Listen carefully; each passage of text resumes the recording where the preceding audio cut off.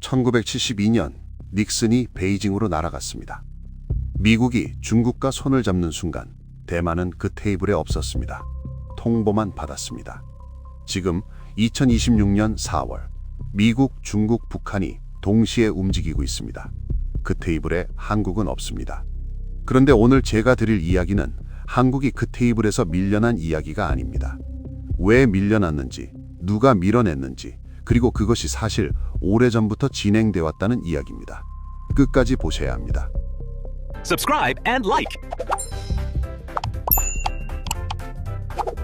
이전 영상들에서 우리는 이 판을 분석했습니다. 이란이 무너지고 중국이 시간을 사고 미국이 포위망을 치는 동안 그 판이 한반도에 직격할 때 한국은 내부에서 무너진다고 했습니다. 그때는 분석이었습니다. 지금은 현실입니다. 유가 111달러, 환율 1,500원 돌파, 호르무즈 봉쇄 현실화. 예언이 맞아떨어졌습니다. 그런데 정작 이 판에서 한국 정부가 무엇을 하고 있는지 지금부터 보여드리겠습니다. 4월 7일 트럼프가 백악관에서 말했습니다. 한국도 우리를 돕지 않았습니다. 우리는 험지에 4만 5천 명의 주한미군을 두고 있고 바로 옆에는 수많은 핵무기를 가진 김정은이 있습니다. 4월 9일 이재명 대통령이 SNS에서 이스라엘을 홀로코스트와 위안부에 비교했습니다. AFP와 알자지라 등 글로벌 외신이 일제히 타전했고 이스라엘 외무부는 강력 규탄 성명을 냈습니다. 4월 10일 중국 왕이 외교부장이 6년 만에 북한을 방문했습니다. 북핵 문제가 미중 정상회담의 주요 변수로 떠올랐습니다. 4월 12일 헝가리 총선에서 트럼프의 핵심 동맹 오르반이 16년 만에 패배했습니다. 오르반이 막아왔던 우크라이나 지원 900유로 차관이 풀릴 가능성이 열렸습니다. 오르반이 사라졌다는 건 트럼프의 EU 내 유일한 우군이 없어졌다는 겁니다. EU가 우크라이나 지원에 더 결속하면 트럼프는 유럽 전선에서 더 많은 것을 요구받습니다. 그 부담이 커질수록 아시아에서 더욱 확실한 파트너가 필요합니다. 4월 13일 트럼프가 미셸 팍 스틸 전 하원 의원을 주한 미국 대사로 지명했습니다. 7일입니다.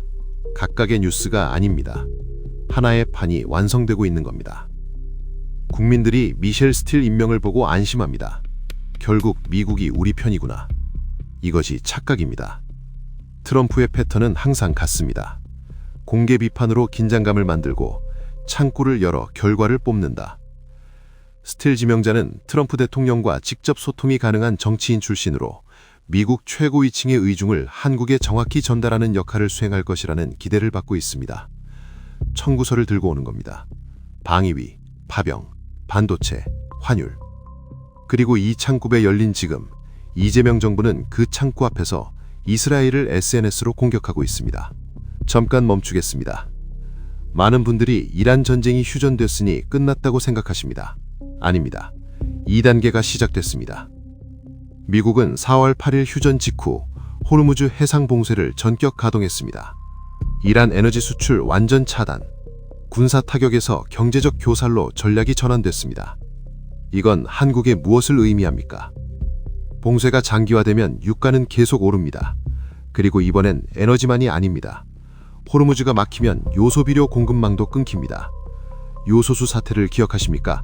그때도 우리는 뒤늦게 알았습니다.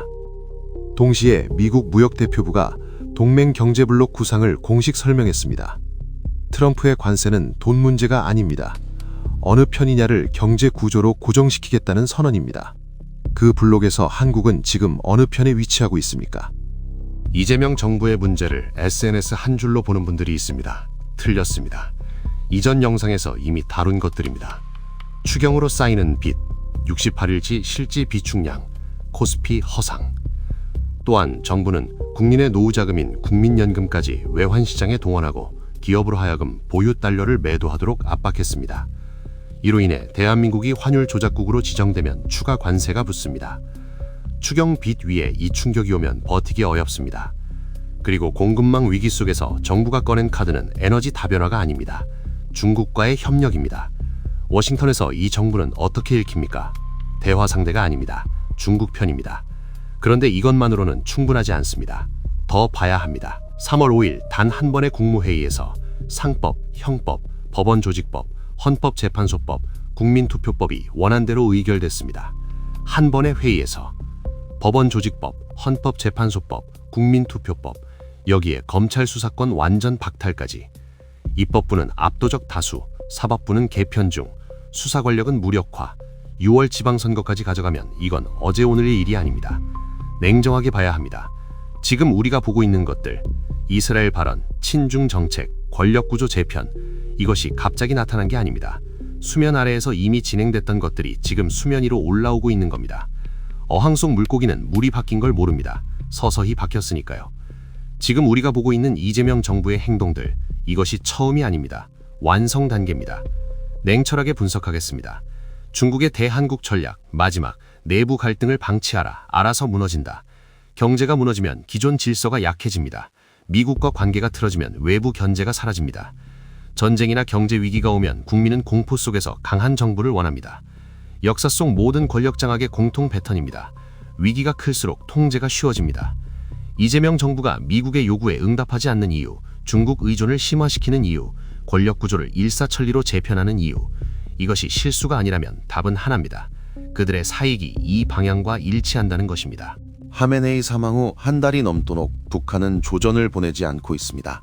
국정원은 북한이 이란과의 우호 관계에서 거리를 두는 것으로 보인다며 미중 정상회담 이후 외교 공간을 확대하기 위한 준비 과정으로 보인다고 보고했습니다.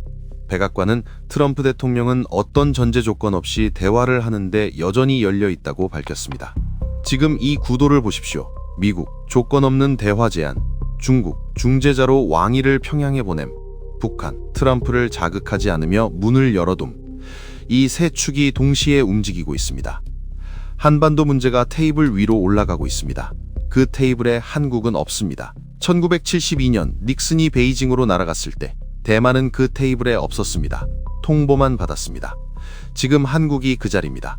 표면을 보면 이렇습니다. 이재명 정부가 외교에서 실수를 거듭하고 있습니다. 구조를 보면 이렇습니다.